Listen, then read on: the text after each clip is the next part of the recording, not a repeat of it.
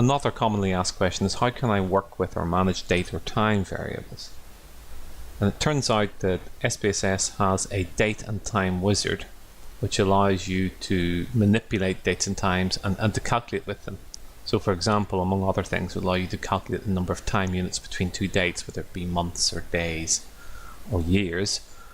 Also to add or subtract time units to dates, to add months or weeks or days, to extract part of a date or time, in other words to pull out the months, to pull out the day of the week, or even to create date or time variables from variables that are already holding parts of dates or times. Let's have a look at how we can do that. So here we have a really simple data set with just 10 records and some date fields in here. And we've got some people's dates of birth. We've got their arrival date in a particular country.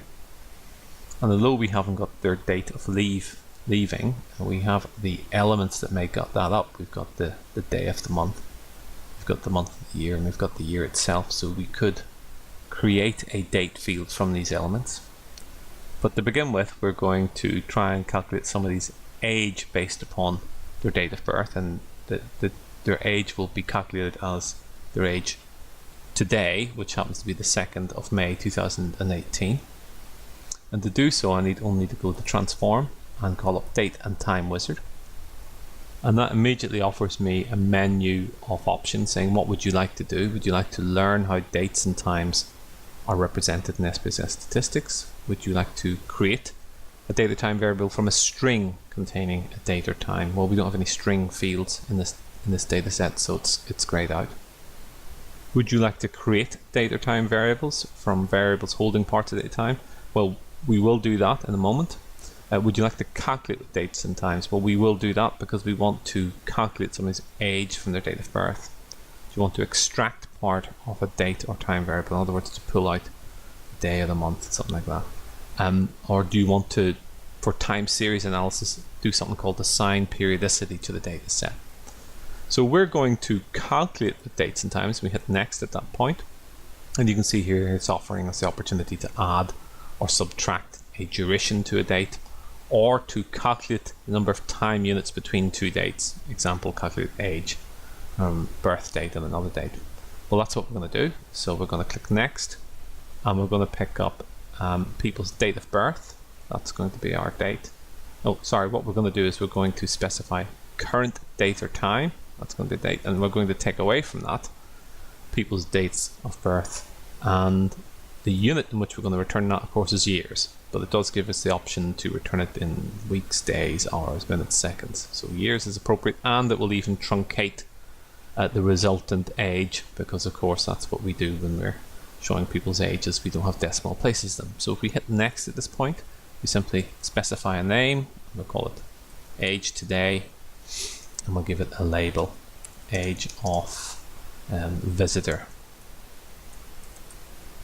We hit finish at this point. It calculates their age, and there is their age based upon their date of birth and based on today's date. Now if we wanted to, say, calculate the length of time they've stayed in this particular location, we really need to play around with these fields here. We've got leave day, leave month and leave year, and run the date and time wizard again and say we want to create a date or time variable from variables holding parts of dates or times. And you can see here it's asking us, well, what is the year field? Well, there's the year field. What is the month field? There's a month field. What is the day field? There's the day field there. So we can put that in the day of month. We don't need any of the other variables. We hit next. It offers us various options to display the format. We'll say, okay, that's fine. And we'll call this leave date. Don't need to give it a label. We hit finish at that point, and there's the date of leaving. And then of course we could calculate the length of time between these two dates again. We say the length of time they've actually stayed in the country. Or we could pull out an element from this, and you notice it doesn't really matter what format the date's in. If I go to transform here and go to date and time wizard, I can extract part of a date and time variable here. So I can say, okay, I want to pull out the month that they left in. So I say, okay, what month did they leave in, or even what day of the week? I hit months and hit next. Just say month. left